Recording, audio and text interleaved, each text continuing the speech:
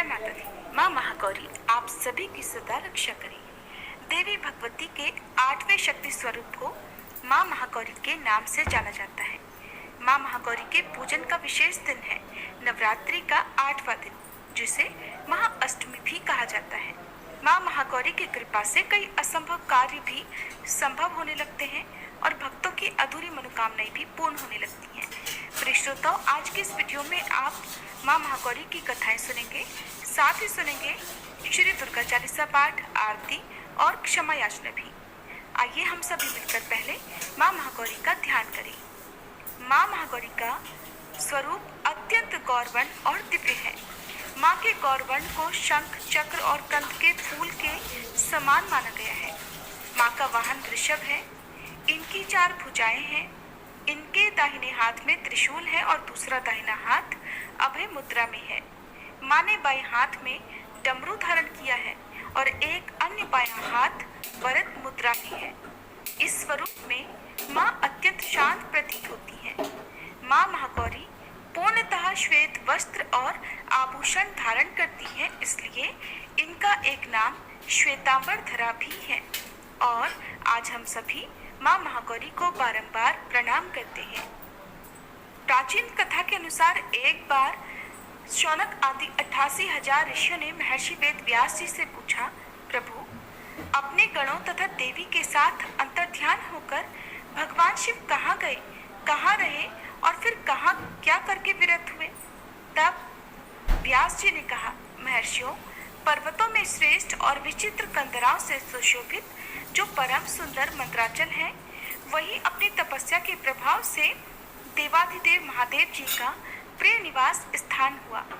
उसने देवी पार्वती और शिव जी को अपने सिर पर ढोने के लिए बड़ा भारी तप किया था और दीर्घ काल के बाद उसे उनके चरणार विंदों के स्पर्श का सुख प्राप्त हुआ। उस पर्वत के सौंदर्य का विस्तार पूर्वक वर्णन सहस्त्रों मुखों द्वारा 100 करोड़ वर्षों में भी नहीं किया जा सकता। उसके सामने समस्त पर्वतों का सौंदर्य तुच्छ हो जाता है। इसलिए महादेव जी ने देवी का प्रिय करने की इच्छा से उस अत्यंत रमणीय पर्वत को अपना अंतःपुर बना लिया। इस सर्वश्रेष्ठ पर्वत का स्मरण करके रैभ्य आश्रम के समीप स्थित हुए अंबिका सहित भगवान त्रिलोचन वहां से अंतर्ध्यान होकर चले गए। मंदराचल के उद्यान में पहुंचकर देवी सहित महेश्वर वहां की रमणीय तथा दिव्य अंतःपुर की भूमियों में रमण करने लगे। जब इस प्रकार कुछ समय बीत गया और ब्रह्मा जी की मैथुनी सृष्टि के द्वारा जब प्रजाएं बढ़ गईं, तब शुंभ और निशुंभ नामक 2 दैत्य उत्पन्न हुए। वे परस्पर भाई थे। उनके तपोबल से प्रभावित होकर परमेष्ठी ब्रह्मा जी ने उन दोनों भाइयों को यह वर दिया था कि इस जगत के किसी भी पुरुष से तुम मारे नहीं जा सकोगे। उन दोनों ने ब्रह्मा जी से प्रार्थना की थी कि पार्वती देवी के अंश से उत्पन्न जो अयोनिजा कन्या उत्पन्न हो, जिसे पुरुष का स्पर्श तथा रति प्राप्त ना हुई हो और जो अलंघ्य पराक्रम से संपन्न हो, उसके प्रति काम भाव से पीड़ित होने पर हम युद्ध में उसी के हाथों मारे जाएं। उनकी इस प्रार्थना पर ब्रह्मा जी ने तथास्तु कहकर उन्हें यह वरदान दे दिया। तभी से युद्ध में इंद्रादि देवताओं को जीतकर उन दोनों ने जगत को अनीति पूर्वक वेदों के स्वाध्याय और यज्ञ आदि से रहित कर दिया। तब ब्रह्मा जी ने उन दोनों के वध के लिए देवेश्वर शिव से प्रार्थना की कि प्रभु, आप एकांत में देवी की निंदा करके भी जैसे तैसे उन्हें क्रोध दिलाइए और उनके रूप रंग की निंदा से उत्पन्न हुई काम भाव से रहित कुमारी रूपा शक्ति को निशुंभ और शुंभ के वध के लिए देवताओं को अर्पित कीजिए। ब्रह्मा जी के इस तरह प्रार्थना करने पर भगवान नील लोहित रुद्र एकांत में पार्वती जी की निंदा सी करते हुए मुस्कुराकर कहने लगे, देवी, तुम तो काली हो। तब सुंदर वर्ण वाली देवी पार्वती अपने श्याम वर्ण के कारण आक्षेप सुनकर कुपित हो उठी और पतिदेव से मुस्कुराकर समाधान रहित वाणी द्वारा बोली। देवी ने कहा, प्रभु, यदि मेरे इस काले रंग पर आपका प्रेम नहीं है, तो फिर इतने लंबे समय से आप अपनी शिक्षा का दमन क्यों करते रहे? कोई स्त्री कितनी ही सर्वांग सुंदरी क्यों न होती का उस पर अनुराग नहीं हुआ तो अन्य समस्त गुणों के साथ ही उसका तो जन्म लेना ही व्यर्थ हो जाता है। स्त्रियों की यह सृष्टि ही पति के भोग का प्रधान अंग है और यदि वह उससे ही वंचित हो गई तो फिर इसका और कहाँ उपयोग हो सकता है। इसलिए आपने एकांत में जिसकी निंदा की है, अब मैं उसी वर्ण को त्याग कर दूसरा वर्ण ग्रहण करूंगी या फिर स्वयं ही मिट जाऊंगी। ऐसा कहकर देवी तुरंत शैया से उठकर खड़ी हो गई और तपस्या के लिए दृढ़ निश्चय करके गदगद कंठ से जाने की आज्ञा मांगने लगी। इस प्रकार प्रेम भंग होने से भयभीत होकर भूतनाथ भगवान शिव स्वयं भवानी को प्रणाम करते हुए बोले। भगवान ने कहा, प्रिय, मैंने क्रीड़ा या मनोविनोद के लिए बात कही है। मेरे इस अभिप्राय को ना जानकर तुम कुपित क्यों हो गई? और यदि तुम पर मेरा प्रेम नहीं होगा तो फिर भला और किस पर हो सकता है? तुम इस जगत की माता हो और मैं पिता तथा अधिपति हूँ। फिर तुम पर मेरा प्रेम न होना कैसे संभव हो सकता है? हम दोनों का ये प्रेम भी क्या कामदेव की प्रेरणा से हुआ है? कदापि नहीं, क्योंकि कामदेव की उत्पत्ति से पहले ही तो जगत की उत्पत्ति हुई है। कामदेव की सृष्टि तो मैंने साधारण लोगों की रति के लिए की है। कामदेव मुझे साधारण देवता के समान मानकर मेरा कुछ कुछ तिरस्कार करने लगा था, इसीलिए मैंने उसे भस्म कर दिया। और हम दोनों का ये लीला विहार भी तो जगत की रक्षा के लिए ही है और उसी के लिए आज मैंने तुम्हारे प्रति ये परिहासयुक्त बात कह दी थी। मेरे इस कथन की सत्यता तुम पर शीघ्र ही प्रकट हो जाएगी देवी। तब देवी पार्वती जी ने कहा, भगवान, पति के प्यार से वंचित होने पर जो नारी अपने प्राणों का भी परित्याग नहीं कर देती, वह कुलांगना और शुभ लक्षणा होने पर भी सत्पुरुषों द्वारा निंदित ही समझी जाती है। मेरा शरीर गौरवर्ण का नहीं है और इस बात को लेकर आपको बहुत खेद होता है ना? अन्यथा क्रीड़ा या परिहास में भी आपके द्वारा मुझे काली कलूटी कहा जाना कैसे संभव हो सकता था? प्रभु, मेरा कालापन आपको प्रिय नहीं है। अब इसलिए वह सत्पुरुषों द्वारा भी निंदित है और अब तपस्या द्वारा इसका त्याग किए बिना मैं यहाँ रह ही नहीं सकती। देवी की बात सुनकर भगवान शिव बोले, यदि अपनी श्यामता को लेकर तुम्हें इस प्रकार का संताप हो रहा है तो फिर इसके लिए तुम्हें तपस्या करने की आवश्यकता ही क्या है? तुम मेरी या फिर अपनी इच्छा मात्र से ही दूसरे वर्ण से युक्त हो जाओ। देवी ने कहा, प्रभु, मैं आपसे अपने रंग का परिवर्तन बिल्कुल नहीं चाहती और स्वयं भी इसे बदलने का संकल्प नहीं कर सकती। अब तो तपस्या द्वारा ब्रह्मा जी की आराधना करके ही मैं शीघ्र गौरी हो जाऊंगी। शिव जी बोले, महादेवी, पूर्व काल में मेरी ही कृपा से ब्रह्मा जी को ब्रह्म पद की प्राप्ति हुई थी, इसलिए तपस्या द्वारा तुम उन्हें बुलाकर क्या करोगी? देवी ने कहा, प्रभु, इसमें संदेह नहीं कि ब्रह्मा आदि समस्त देवताओं को आपसे ही उत्तम पदों की प्राप्ति हुई है। फिर भी आपकी आज्ञा पाकर मैं तपस्या द्वारा ब्रह्मा जी की ही आराधना करके अपना अभीष्ट सिद्ध करना चाहती हूँ। पूर्व काल में जब मैं सती के नाम से दक्ष की पुत्री हुई थी, तब तपस्या द्वारा ही मैंने आप जगदीश्वर को पति के रूप में प्राप्त किया था। इसी प्रकार आज भी तपस्या द्वारा ब्राह्मण ब्रह्मा जी को संतुष्ट करके मैं गौरी होना चाहती हूँ। ऐसा करने में यहाँ क्या दोष है, ये बताइए। महादेव जी के ऐसा कहने पर वामदेव मुस्कुराते हुए से चुप रह गए। देवताओं का कार्य सिद्ध करने की इच्छा से ही तो उन्होंने देवी को रोकने के लिए फिर हठ भी नहीं किया। इसके बाद पतिव्रता माता पार्वती जी अपने पति की परिक्रमा करके उनके वियोग से होने वाले दुख को किसी तरह रोककर हिमालय पर्वत पर चली गई। उन्होंने पहले सखियों के साथ जिस स्थान पर तप किया था, उस स्थान से उनका प्रेम हो गया था, इसलिए अब की बार भी उन्होंने उसी स्थान को तपस्या के लिए चुना। इसके बाद माता पिता के घर जाकर उनका दर्शन और प्रणाम करके उन्हें सब समाचार बताकर उनकी आज्ञा लेकर उन्होंने सारे वस्त्र आभूषण उतार दिए और फिर तपोवन में जाकर स्नान के पश्चात तपस्वी का परम पावन वेश धारण करके अत्यंत तीव्र और परम दुष्कर तपस्या करने का संकल्प ले लिया। वे मन ही मन सदा पति के ही चरणारविंदों का चिंतन करती हुई किसी क्षणिक लिंग में उन्हीं का ध्यान करके पूजन की बाह्य विधि के अनुसार जंगल के फल फूल आदि उपकरणों द्वारा तीनों समय उनका पूजन करती थी। भगवान शंकर ही ब्रह्मा का रूप धारण करके मेरी तपस्या का फल मुझे देंगे, ऐसा दृढ़ विश्वास रखकर वे प्रतिदिन तपस्या में लगी रहती थी। इस तरह तपस्या करते करते जब बहुत समय बीत गया, तब एक दिन उनके पास कोई बहुत बड़ा व्याघ्र देखा गया। वह दुष्ट भाव से वहां आया था।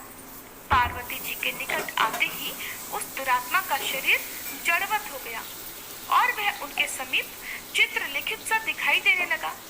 दुष्ट भाव से पास आए हुए उस व्याघ्र को देखकर भी देवी साधारण नारी की भांति स्वभाव से विचलित नहीं हुई। वे बिल्कुल भी भयभीत नहीं हुई और उस व्याघ्र के सारे अंग जकड़ गए। वह भूख से अत्यंत पीड़ित हो रहा था और ये सोचकर कि यही मेरा भोजन है, वह निरंतर टकटकी लगाकर देवी को ही देख रहा था।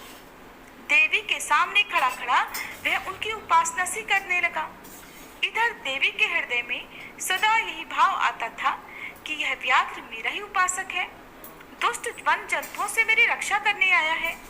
ये सोचकर वे उस दुरात्मा जीव पर कृपा करने लगी और उन्हीं की कृपा से उस जीव के तीनों प्रकार के मल तत्काल नष्ट हो गए।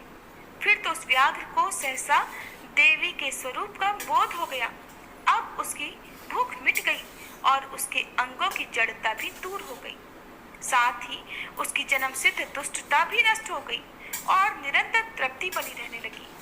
उस समय उत्कृष्ट रूप से अपनी कृतार्थता का अनुभव करके वह तत्काल भक्त हो गया और उन परमेश्वरी देवी की सेवा करने लगा। अब वह अन्य दुष्ट जंतुओं को खदेड़ता हुआ तपोवन में विचरने लगा। अब वह किसी भी जीव को मारकर नहीं खाता था।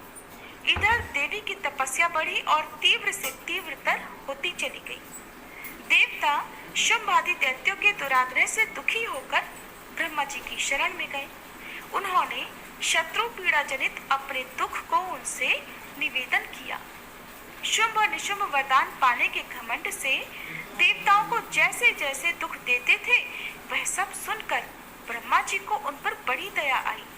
उन्होंने दैत्यवध के लिए भगवान शंकर के साथ हुई वार्तालाप का स्मरण करके देवताओं के साथ देवी के तपोवन को प्रस्थान किया, जहाँ पर देवी तपस्या में लीन थी। वहाँ सूर्यश्रेष्ठ ब्रह्मा जी ने उत्तम वन में परिनिष्ठित परमेश्वरी पार्वती जी को देखा। वे संपूर्ण जगत की प्रतिष्ठा सी जान पड़ती थी।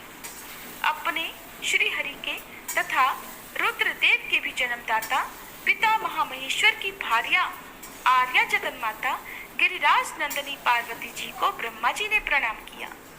देवगणों के साथ ब्रह्मा जी को आया देख देवी ने उनके योग्य अर्घ्य देकर स्वागत आदि के द्वारा उनका सत्कार किया। बदले में उनका भी सत्कार और अभिनंदन करके ब्रह्मा जी अनजान की तरह देवी की तपस्या का कारण पूछने लगे। ब्रह्मा जी तो सब कुछ जानते थे। तब ब्रह्मा जी कहने लगे, देवी, इस तीव्र तपस्या के द्वारा आप यहाँ किस अभीष्ट मनोरथ की सिद्धि करना चाहती हैं? तपस्या के संपूर्ण फलों की सिद्धि तो आपके ही अधीन है। जो समस्त लोगों के स्वामी हैं, उन्हीं परमेश्वर को पति रूप में पाकर आपने तो तपस्या का संपूर्ण फल प्राप्त कर लिया है, अथवा ये सारा ही क्रियाकलाप आपका लीलावास है। परंतु देवी, आश्चर्य की बात तो ये है कि आप इतने दिनों से महादेव जी के विरह का कष्ट कैसे सह रही हैं?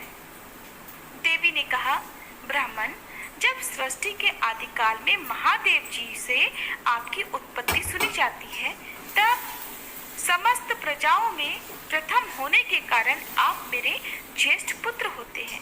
और फिर जब प्रजा की वृद्धि के लिए आपके ललाट से भगवान शिव का प्रादुर्भाव हुआ, तब आप मेरे पति के पिता और मेरे ससुर होने के कारण गुरुजनों की कोटि में आ जाते हैं।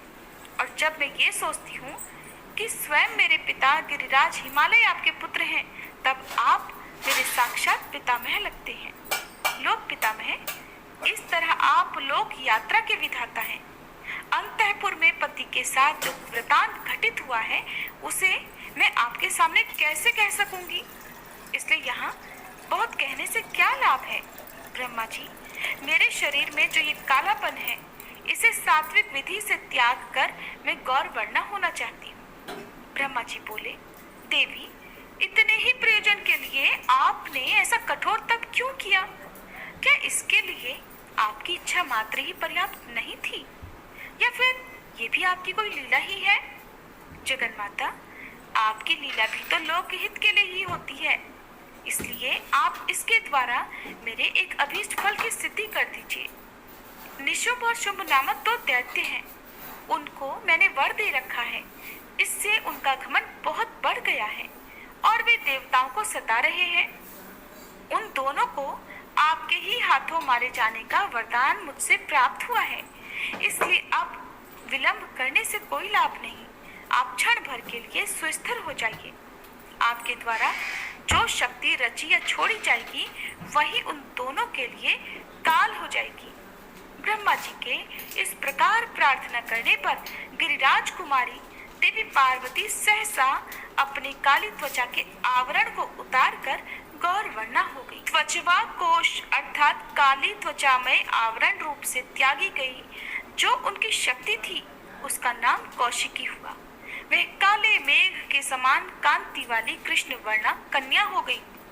देवी की वह मायामयी शक्ति ही योग निद्रा और वैष्णवी कहलाती है। उसके 8 बड़ी बड़ी भुजाएं थी। उसने उन हाथों में शंख, चक्र और त्रिशूल आदि आयुध धारण कर रखे थे। उस देवी के 3 रूप हैं, सौम्य, घोर और मिश्र। वह 3 नेत्रों से युक्त थी।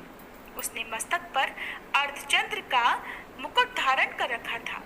उसे पुरुष का स्पर्श तथा रति का योग प्राप्त नहीं था और वह अत्यंत सुंदरी थी। देवी ने अपनी इस सनातन शक्ति को ब्रह्मा जी के हाथ में दे दिया। वही दैत्य प्रवर शुंभ और निशुंभ का वध करने वाली देवी हुई। उस समय प्रसन्न हुए ब्रह्मा जी ने उस पराशक्ति की सवारी के लिए एक प्रबल से प्रदान किया जो उनके साथ ही आया था। उस देवी के रहने के लिए ब्रह्मा जी ने विंध्यगिरि पर वास स्थान दिया और वहां नाना प्रकार के उपचारों से उनका पूजन किया। विश्वकर्मा ब्रह्मा जी के द्वारा सम्मानित हुई वह शक्ति अपनी माता गौरी को और ब्रह्मा जी को क्रमशः प्रणाम करके अपने ही अंगों से उत्पन्न और अपने ही समान शक्तिशालिनी बहुसंख्यक शक्तियों को साथ लेकर दैत्यराज शुंभ निशुंभ को मारने के लिए उद्यत होकर विंध्य पर्वत की ओर चली गई। उसने युद्ध के मैदान में उन दोनों दैत्यराजों को मार गिराया। कौशिकी को उत्पन्न करके उसे ब्रह्मा जी के हाथ में देने के पश्चात गौरी देवी ने प्रत्युपकार के लिए पितामह ब्रह्मा जी से कहा, क्या आपने मेरे आश्रम में रहने वाले इस व्याघ्र को देखा है ब्रह्मा जी? इसने दुष्ट जंतुओं से मेरे तपोवन की रक्षा की है। ये मुझ में अपना मन लगाकर अनन्य भाव से मेरा भजन करता रहा है, अतः इसकी रक्षा के सिवा दूसरा कोई मेरा प्रिय कार्य नहीं है। ये मेरे अंतःपुर में विचरने वाला होगा। भगवान शंकर इसे प्रसन्नता पूर्वक गणेश्वर का पद प्रदान करेंगे। मैं इसे आगे करके सखियों के साथ अब यहाँ से जाना चाहती हूँ। इसके लिए आप मुझे आज्ञा दें, क्योंकि आप प्रजापति हैं। देवी के ऐसा कहने पर उन्हें भली भांति जान हंसते और मुस्कुराते हुए ब्रह्मा जी उस व्याघ्र की पुरानी क्रूरतापूर्ण करतूतें बताते हुए उसकी दुष्टता का वर्णन करने लगे। ब्रह्मा जी ने कहा, देवी, कहाँ तो पशुओं में क्रूर व्याघ्र और कहाँ ये आपकी मंगलमय कृपा। आप विषधर सर्प के मुख में साक्षात अमृत क्यों सींच रही हैं?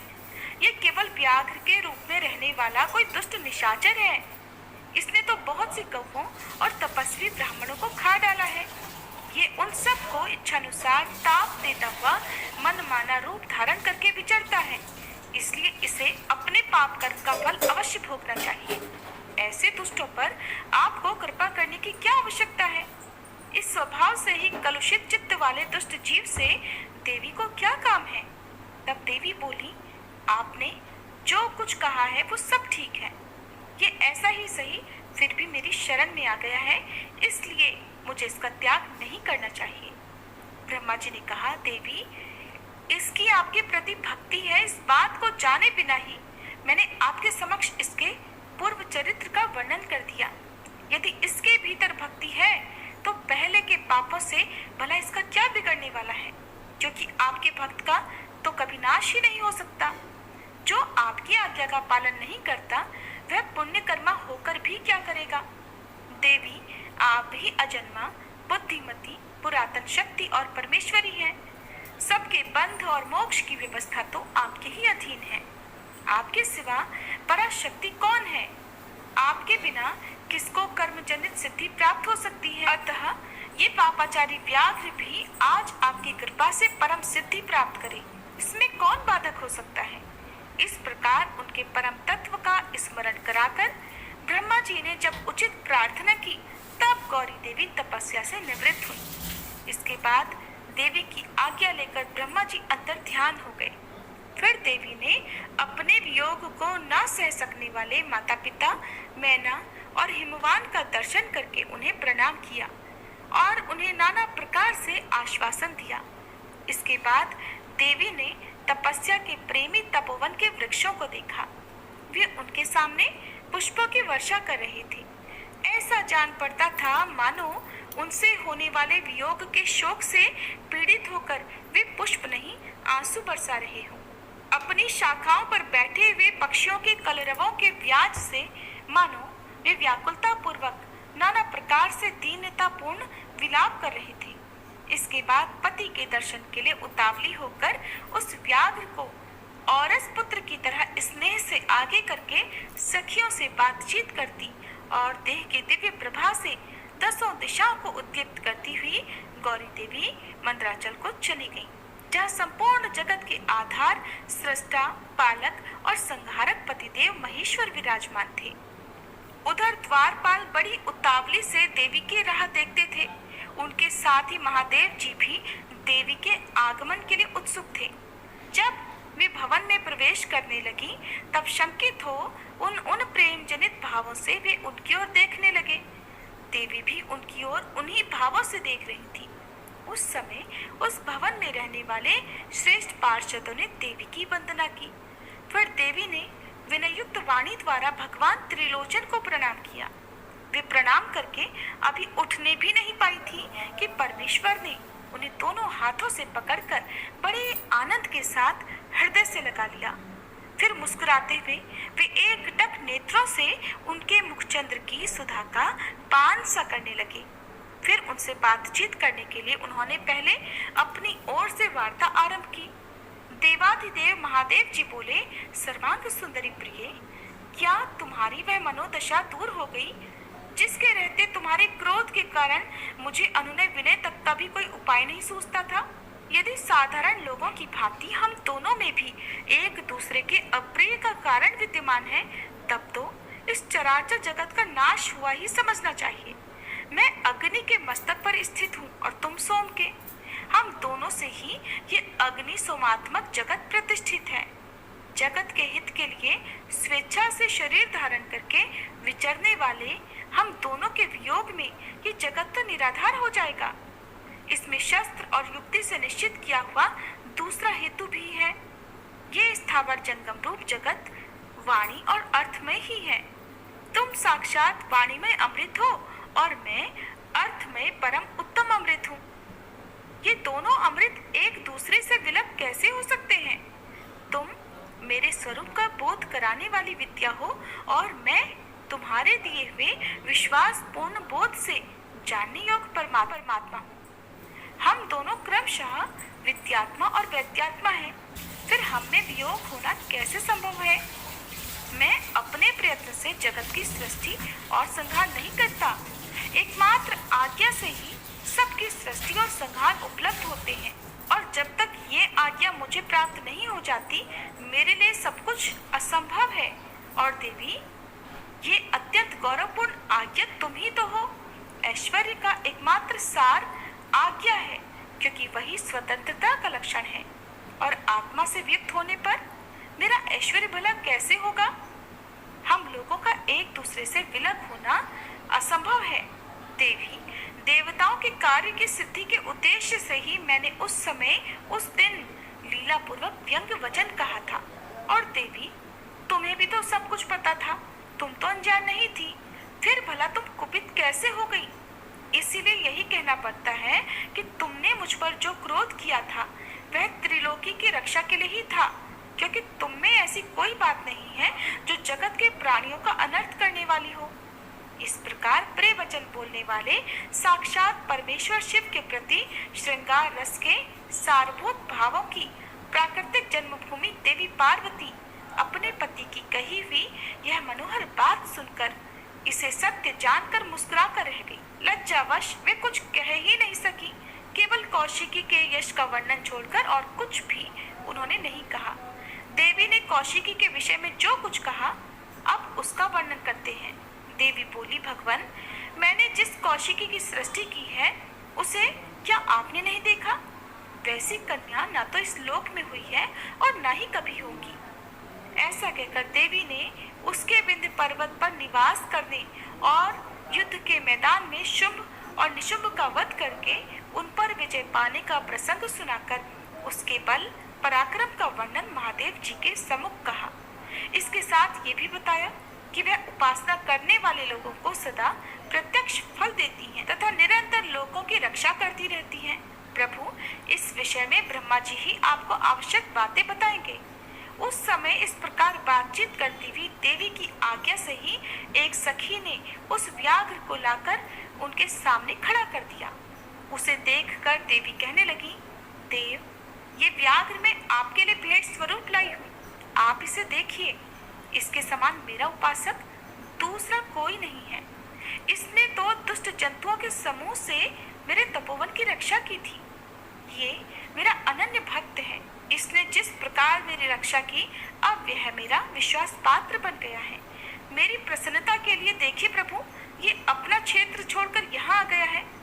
महेश्वर, यदि मेरे आने से आपको प्रसन्नता हुई है और यदि आप मुझसे अत्यंत प्रेम करते हैं तो मैं चाहती हूँ कि ये नंदी की आज्ञा से मेरे अंतःपुर के द्वार पर। जय माता दी। माँ सिद्धिदात्री आप सभी की मनोकामनाएं पूर्ण करे। आज सुनिए माँ सिद्धिदात्री की कथा, श्री दुर्गा चालीसा पाठ और आरती। हिंदू धर्म में नवरात्रि के 9वें दिन माँ सिद्धिदात्री की पूजा अर्चना की जाती है। असुरों का संहार करना, देवताओं का कल्याण करना, यही माँ के अस्त्र शस्त्र धारण करने का कारण है। मान्यताओं के अनुसार माता ने ये स्वरूप असुरों का संहार करने के लिए लिया था। इस दिन माता की पूजा अर्चना भक्ति पूर्वक करने से भक्तों के सभी कार्य पूर्ण होते हैं। माँ सिद्धिदात्री की पूजा अर्चना भक्तों की सभी मुरादें पूरी कर देती हैं। माँ सिद्धिदात्री की पूजा के साथ ही नवरात्रि व्रतों का समापन हो जाता है और इस दिन भक्त कन्या पूजन भी करते हैं। मान्यता है कि कन्या पूजन और कन्या भोज कराने से ही माता पूजा को स्वीकार करती हैं, अन्यथा इस पूजा का फल व्यक्ति को प्राप्त नहीं होता। माँ सिद्धिदात्री अपने नाम के अनुसार ही अपने भक्तों को सिद्धियां प्रदान करती हैं। इनकी 4 भुजाएं हैं, माँ का वाहन सिंह है और ये कमल के पुष्प पर भी विराजमान रहती हैं।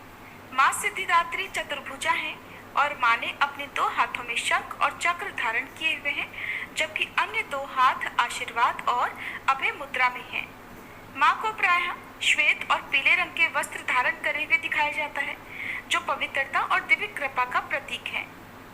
माँ सिद्धिदात्री के पास 8 अलौकिक शक्तियाँ या सिद्धियाँ हैं, जिन्हें अणिमा, महिमा, गरिमा, लघिमा, प्राप्ति, प्रकम्य, ईशित्व और वशित्व कहा जाता है।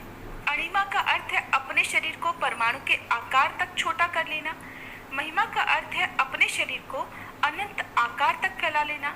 गरिमा का अर्थ है अनंत रूप से भारी हो जाना। लघिमा का अर्थ है भारहीन हो जाना। प्राप्ति का अर्थ है सर्वव्यापी होना। प्रकम्भ का अर्थ है जो चाहे प्राप्त कर लेना। ईशित्व का अर्थ है पूर्ण प्रभुत्व प्राप्त कर लेना और वशित्व का अर्थ है सभी को वश में कर लेने की शक्ति होना।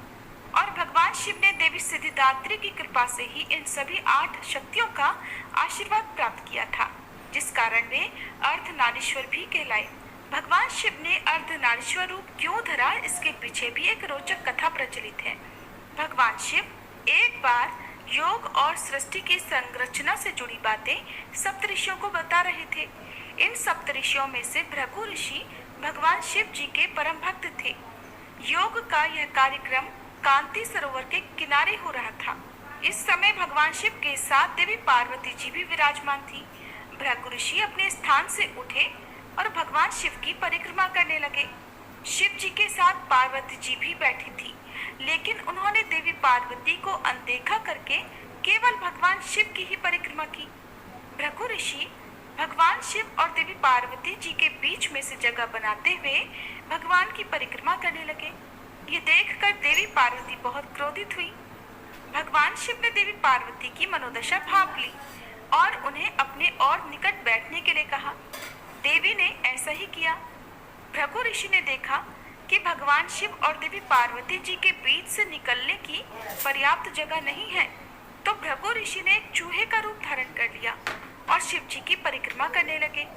ये देखकर शिव जी ने देवी पार्वती को अपनी गोद में बिठा लिए। पिता राजा दशरथ की आज्ञा से वनवासी हुए। उस समय वह कन्या वैष्णवी समुद्र तट पर अपनी कुटिया में समाधि लगाए हुए श्री रामचंद्र जी के आगमन की प्रतीक्षा कर रही थी। रावण के द्वारा सीता जी का हरण कर लिया जाने पर श्री रामचंद्र जी वानर भालुओं की सेना को साथ लेकर जब लंका जाने के लिए समुद्र तट पर पहुंचे, तो वहां उन्होंने उस समाधिमान कन्या को भी देखा। श्री रामचंद्र जी उसकी कुटिया में गए। रामचंद्र जी के पहुंचने से वैष्णवी की समाधि भंग हो गई। रामचंद्र जी को अपने सम्मुख देखकर उसे अत्यंत प्रसन्नता हुई। विधिवत स्वागत सत्कार करने के बाद उसने श्री रामचंद्र जी की स्तुति प्रार्थना की। जब रामचंद्र जी ने उस कन्या से तपस्या करने का कारण और उसका परिचय पूछा, तो उसने उत्तर दिया, हे प्रभु, मैं रत्नाकर सागर की पुत्री वैष्णवी हूँ। मैंने आपको पति रूप में प्राप्त करने का संकल्प किया है और इसी के लिए मैं इतने दिनों से तपस्या कर रही थी। अब कृपा करके आप मुझे अपनी पत्नी के रूप में स्वीकार करें। यह सुनकर रामचंद्र जी ने कहा, हे सुंदरी, अपने इस अवतार में मैंने एक पत्नी व्रत होने का संकल्प धारण किया है, फिर भी तुम्हारी तपस्या का फल तुम्हें प्राप्त होगा। अतः मैं यह शर्त रखना चाहता हूँ कि रावण का वध करने के उपरांत मैं किसी दिन तुम्हारी इस कुटिया पर वेश बदल कर आऊंगा। उस समय यदि तुम मुझे पहचान लोगी तो मैं तुम्हें पत्नी के रूप में ग्रहण कर लूंगा, अन्यथा जो दैव इच्छा होगी। इतना कहकर श्री रामचंद्र जी वहां से चले गए और वैष्णवी पहले की तरह समाधिस्थ हो गई। रावण का वध करने के बाद जब श्री रामचंद्र जी अयोध्या वापस लौट आए, तो एक रात स्वप्न में उन्होंने उस समुद्र तट वासिनी कन्या को देखा और उस स्वप्न के कारण श्री राम जी को अपने दिए हुए वचन की याद आई। फलतः एक दिन वे अपने भाई लक्ष्मण जी के साथ एक वृद्ध साधु का वेश बनाकर वैष्णवी की कुटिया में पहुंचे। उस रूप में वैष्णवी उन्हें पहचान नहीं पाई। तब रामचंद्र जी ने स्वयं ही अपना परिचय देते हुए कहा, हे देवी, दैव को ये स्वीकार नहीं है कि वह मेरे संकल्प की पूर्ति न होने दे। इस अवतार में मैं एक पत्नी व्रत ही रहना चाहता था। इस कारण तुम मुझे इस बदले हुए वेश में नहीं पहचान सकी। इसमें तुम्हारा कोई दोष नहीं है, विधाता का विधान ही ऐसा था। जब श्री रामचंद्र जी के मुख से इन शब्दों को सुना तो वैष्णवी अत्यंत दुखी होने लगी और पश्चाताप करने लगी। तब श्री राम जी ने आश्वासन देते हुए कहा, हे कल्याणी, तुम मन में दुखी मत हो। कलयुग में जब मेरा कल्कि अवतार होगा, तब मैं तुम्हें अपनी शक्ति के रूप में ग्रहण करूंगा। उस समय तक के लिए तुम उत्तर भारत में मणिक पर्वत के 3 शिखरों वाले त्रिकूट पर्वत की उस रम्य गुफा में, जिसमें 3 महाशक्तियों का निवास है और शीतल जल सदैव प्रवाहित होता रहता है, जाकर तपस्या करो। वहां मेरे सेवक हनुमान, जामवंत, नल, नील आदि तुम्हारे प्रहरी रहेंगे। उस स्थान पर सभी लोग तुम्हारे दर्शनों को पहुंचा करेंगे और संपूर्ण भारत में तुम्हारी ख्याति और महिमा फैलेगी। तुम उस क्षेत्र में रहकर आसुरी वृत्ति वाले दुष्ट राजा भैरव का संहार करके धर्म का प्रचार करना। सूर्य नारायण ने तुम्हें जो दिव्य कमल प्रकार के भोजन और कंद मूल फल आदि की प्राप्ति होती रहेगी। ये कहकर श्री रामचंद्र जी अयोध्या चले गए। तब वैष्णवी भी त्रिकोट पर्वत पर जाकर निवास करने लगी। वैष्णवी देवी ने उस क्षेत्र में देवी संपत्ति तथा वैष्णव धर्म का प्रचार करना आरंभ कर दिया। कलयुग आने पर उस क्षेत्र में भैरव बली नामक एक दुष्ट राजा ने सतलुज से लेकर झेलम नदी तक अपना साम्राज्य स्थापित कर लिया। वह आसुरी भावों से संपन्न तथा वैष्णव धर्म का घोर विरोधी था।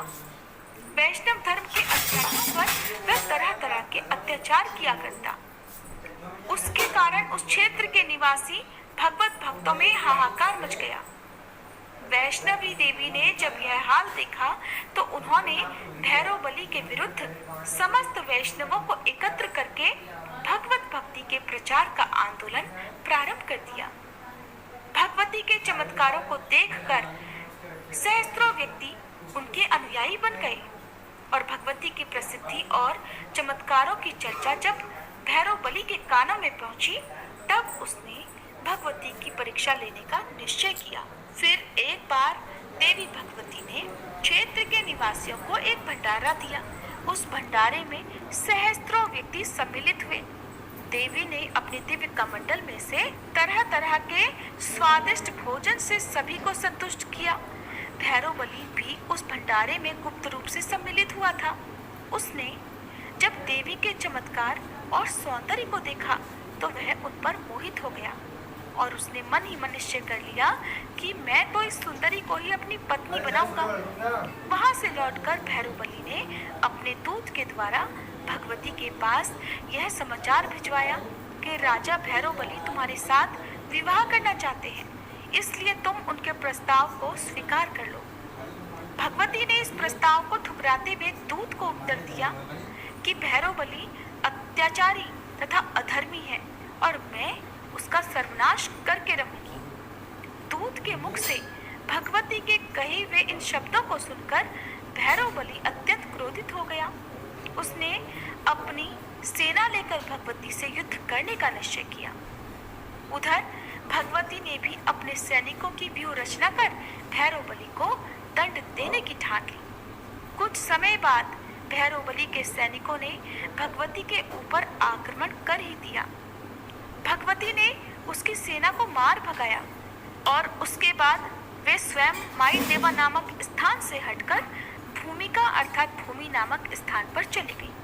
भैरव बली ने भूमिका में भी अपनी एक सैनिक टुकड़ी को भेजा तो देवी ने उसे भी पराजित कर दिया। उन्हीं दिनों देवी ने रियासी और सलाल नामक स्थानों को भैरव बली के राज्य से मुक्त करवा लिया।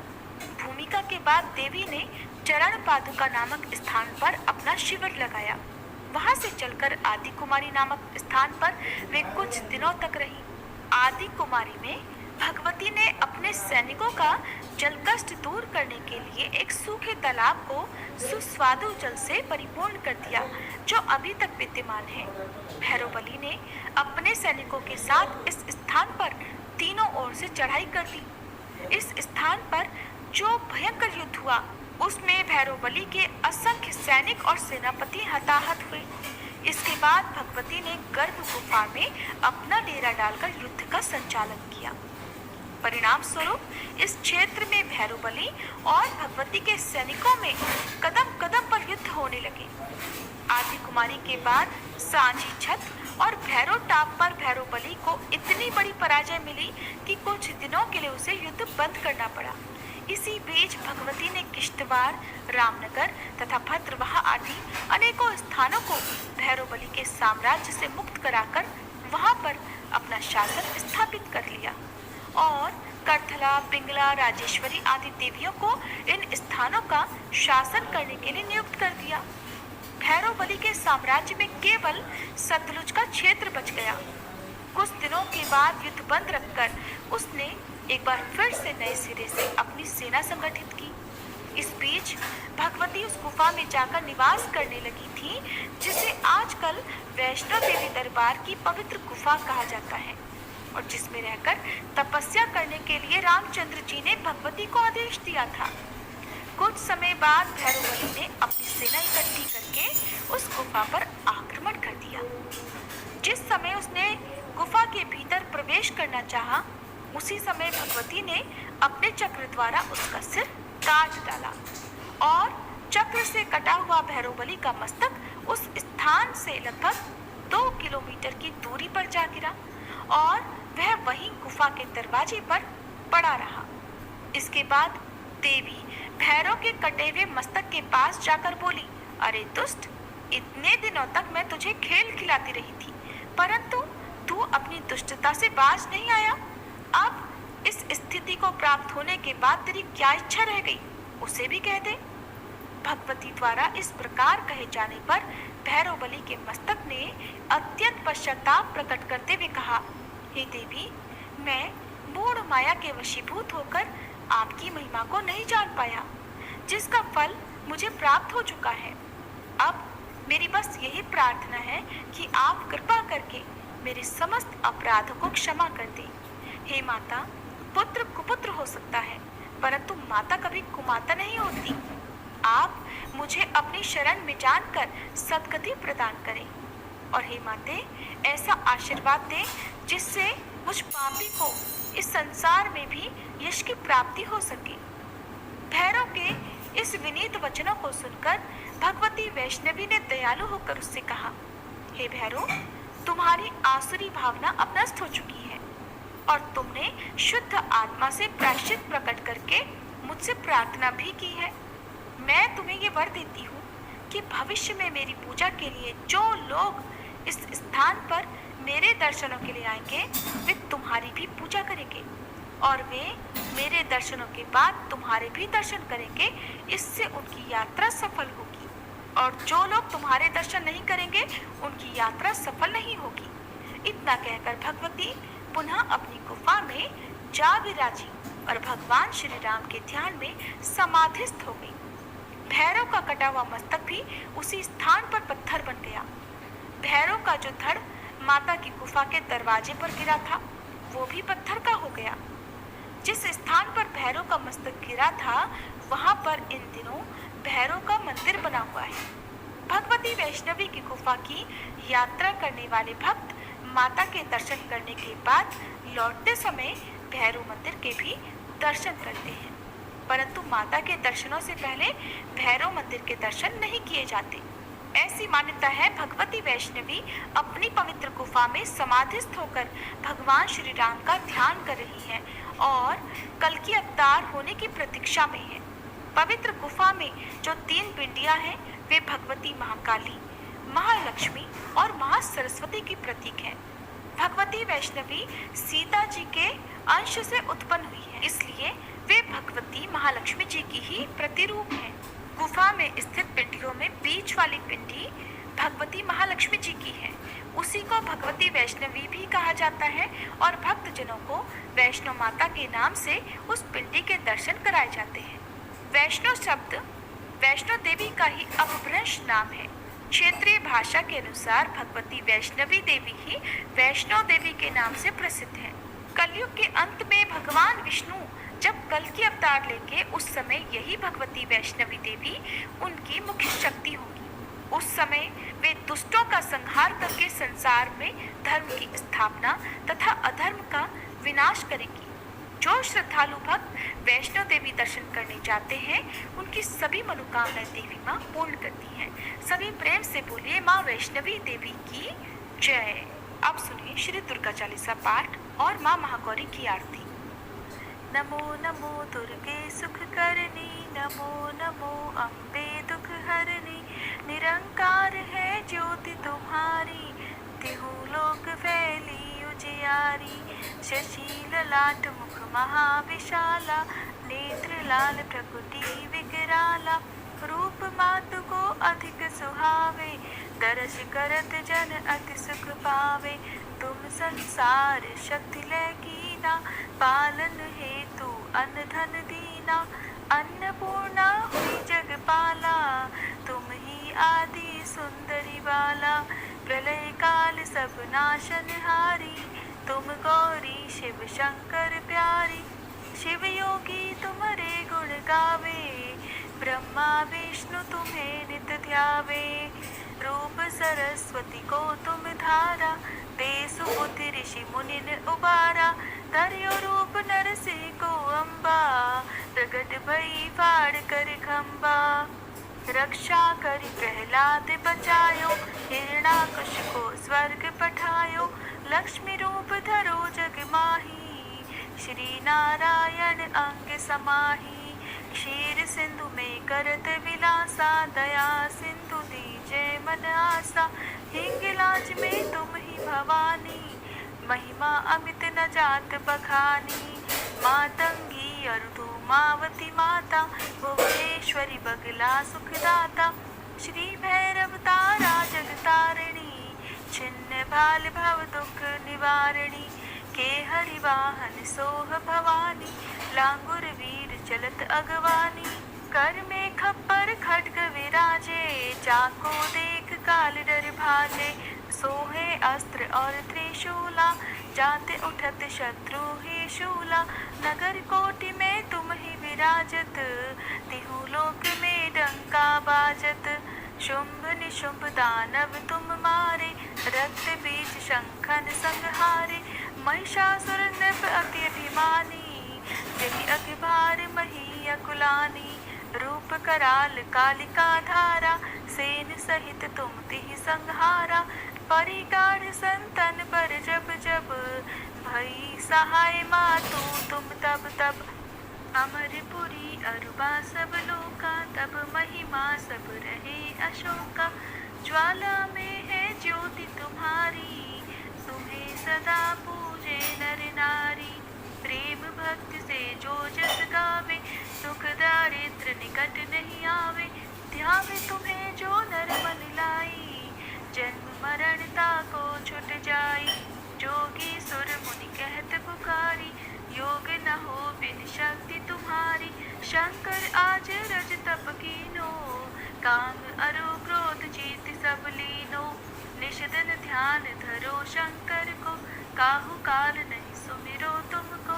शक्ति रूप को मरम न पायो, शक्ति गई तब मन पछतायो। शरणागत में कीर्ति बखानी, जय जय जय जगदम्ब भवानी। वही प्रसन्न आदि जगदम्बा, दई शक्ति नहीं कीन विलंबा। मोको मातु कष्ट अति घेरो, तुम बिन कौन हरे दुख मेरो। आशा तृष्णा निपट सतावे, मोह मदादिक सब विनशावे। शत्रु नाश की जय महारानी, सुमिरो एक चित तुम्हें भवानी। करो कृपा है मातु दयाला, रिद्धि सिद्धि दे कर निहाला। जब लग जीव दया पल पाऊं, तुमरो यश मैं सदा सुनाऊं। दुर्गा चालीसा जो कोई गावे, सब सुख भोग परम पद पावे। श्री दुर्गा चालीसा समाप्त। ओम जय महागौरी मैया, जय महागौरी। निश दिन ध्यावत तुमको, हरि ब्रह्मा शिव जी। ओम जय महागौरी। डमरु त्रिशूल धारणी, पापों का नाश करे। वृषभ वाहन पर विराजे, माँ कल्याण करे।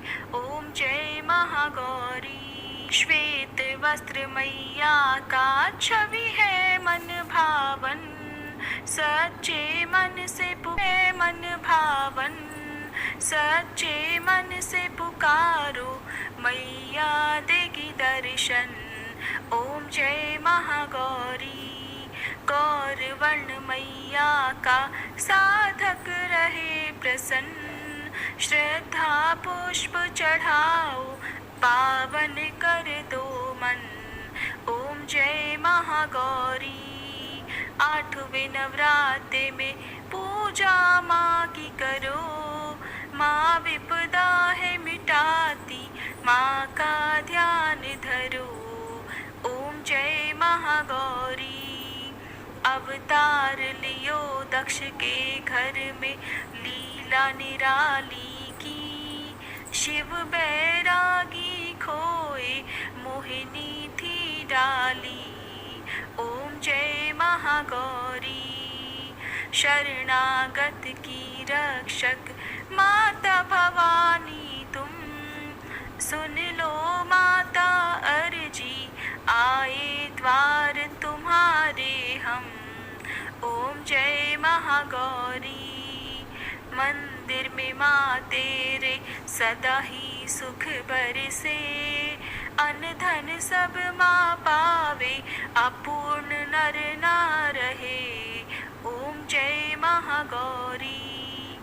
माँ महागौरी की आरती जो जन नित गावे, भव सिंधु से तरे वो दुख सब मिट जावे। ओम जय महागौरी। ओम जय महागौरी। मैया जय जय महागौरी। इस दिन ध्यावत तुमको हरि ब्रह्मा शिव जी। ओम जय महागौरी। प्रेम से बोलिए शेरों वाली मैया की जय, महागौरी मैया की जय। प्रिय भक्तजनों, अब हम सभी मिलकर माता रानी से क्षमा याचना करते हैं, ताकि हमारे द्वारा हुई किसी भी गलती के लिए माता रानी हमें क्षमा कर सके। हे परमेश्वरी, मेरे द्वारा रात दिन सहस्त्रों अपराध होते रहे हैं, अतः आप मुझे अपनी सेवक समझकर कृपा पूर्वक मेरे उन अपराधों को क्षमा करो। न तो मैं आह्वान करना ही जानती हूँ, न विसर्जन करना ही जानती हूँ, और न पूजा ही करना जानती हूँ। हे परमेश्वरी, मुझे क्षमा करो। हे सुरेश्वरी, मैंने जो मंत्रहीन, क्रियाहीन और भक्तिहीन पूजन किया है, वह सब आपकी दया से पूर्ण हो। सैकड़ों अपराध करके भी भक्त आपकी शरण में आकर केवल जगदम्ब कहकर ही मोक्ष को प्राप्त करते हैं, जिसे ब्रह्मादि देवगण भी पाने में असमर्थ होते हैं। हे जगदम्बिके, मैं अपराधी हूँ, किंतु आपकी शरण में आई हूँ, अतः इस समय मैं दया की पात्र हूँ। आप जैसा चाहो वैसा करो। अज्ञानवश या बुद्धि भ्रम होने के कारण भूल से मैंने जो कुछ भी कम या अधिक कर दिया हो, हे देवी, हे परमेश्वरी, सब अपराध क्षमा करो और प्रसन्न हो। हे जगन्माता, हे कामेश्वरी, सच्चिदानंद स्वरूपिणी परमेश्वरी, आप प्रेम पूर्वक मेरी यह पूजा स्वीकार करो और मुझ पर प्रसन्न हो। आप गुप्त से भी गुप्त वस्तु की रक्षा करने वाली हो। आप मेरे किए हुए इस जप को ग्रहण करके मेरे सभी अपराधों को क्षमा करो। हे देवी, हे महेश्वरी, आपकी कृपा से मुझे सिद्धि की प्राप्ति हो।